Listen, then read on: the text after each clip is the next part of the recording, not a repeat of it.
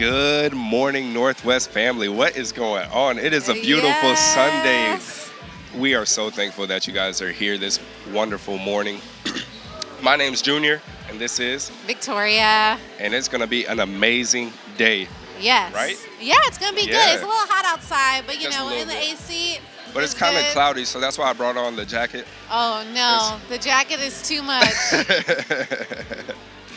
So this is the Northwest warm-up. Thank you guys so much for tuning in. 10 minutes before worship starts, we're here with you guys because we want to love on you. We want to help you guys feel connected because you guys are such a crucial part of our community. Yes. The online community is growing so much, and we love it. Thank you guys so much for tuning in each and every single week. Right? Yes, and we want to make sure we're not just talking at you, but we want to be talking with you. And so we're going to be talking later on about small groups, a little bit of our story, how they've impacted us, and the groups we're actually leading now. But we also want to hear from you. What is one thing you love about going to small group, being connected in this body? So later on, we're going to check back in on the chat. So if you can make sure that you're just typing in, that would be great. Use your fingers. Yeah. Go ahead right now. Go ahead, hit in the chat box what you like about your small group or a small group that you have attended in the past. Just let us know what you think, and we will read it later on after we share our experiences with small groups, right? Yep, sounds good. Yeah. So also, please don't forget to share this experience.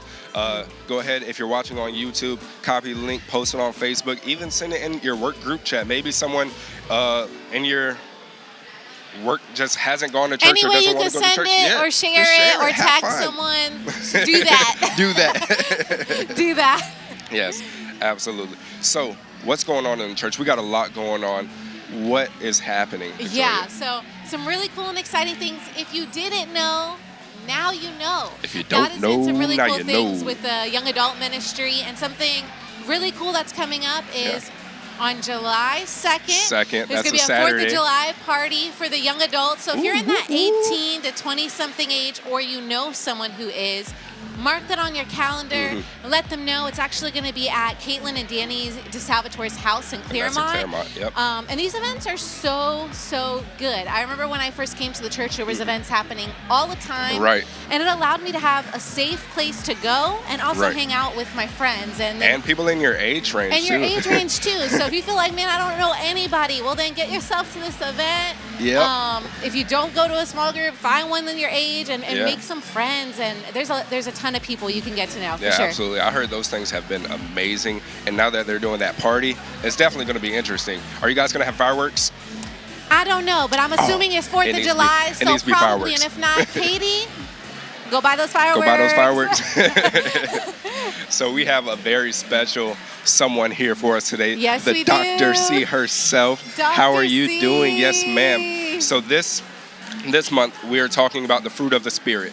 And so this week, we're actually talking about patience, right? So could you please just give us a little bit sneak peek right here to our online audience and let them know what you're going to be talking about today?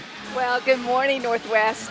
Patience is, of course, everyone's favorite fruit. We all want to be challenged in our patience, but we're going to be talking today about what that actually means, what the fruit of patience does in our life, and how being impatient can really, truly ruin relationships and break friendships and harm families. So we're talking about the fruit of patience and what we need to do to further our patience, to grow our patience. Right.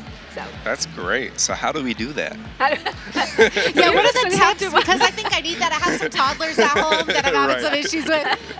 I think hire a nanny was one of them. I like that one. I'm going to tell my husband you suggested it. Absolutely. So if you need to hire a nanny, tell them that Dr. C said do it.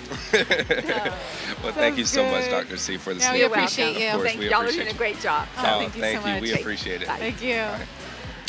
Ooh, so patience is a virtue. Yes. This is going to be patience amazing. is definitely something I need. Right. It's hard. Yeah, you got 2 toddlers like running around. Yeah, right now. And well, technically right now I got 3. Yeah. So, oh, right. Yes. Yeah, my nephew's staying with us. So it's the patience one November. The Lord got to do. Yeah. Yes, he got to make it work. He got to make it work. Yeah. So we're talking about small groups. That's the thing that's going on right now, right? Yeah. So Victoria, can you tell me a little bit about what small groups have meant to you, and how has it affected your life, and a little bit about your small group as well that you lead? Yeah. So small group has impacted my life in a lot of different ways. It's kind of hard to summarize, but some of the first things that popped into my head was it really was a place where I felt safe to be honest and real about where I was at, what I was struggling with, what I was feeling. I actually grew up in church all of my life, and there was a lot of things that built a strong foundation for me growing up, but this was one area that I just always had a hard time with.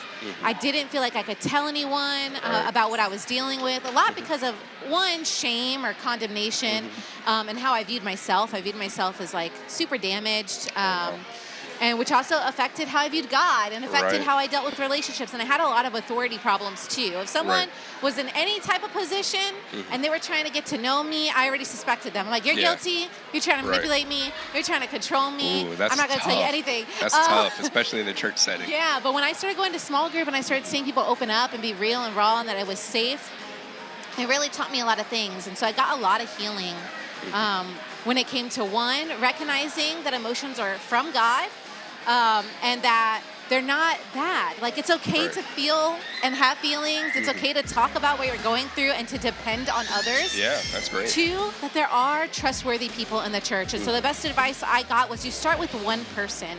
And that's what I did. I started with my small group leader.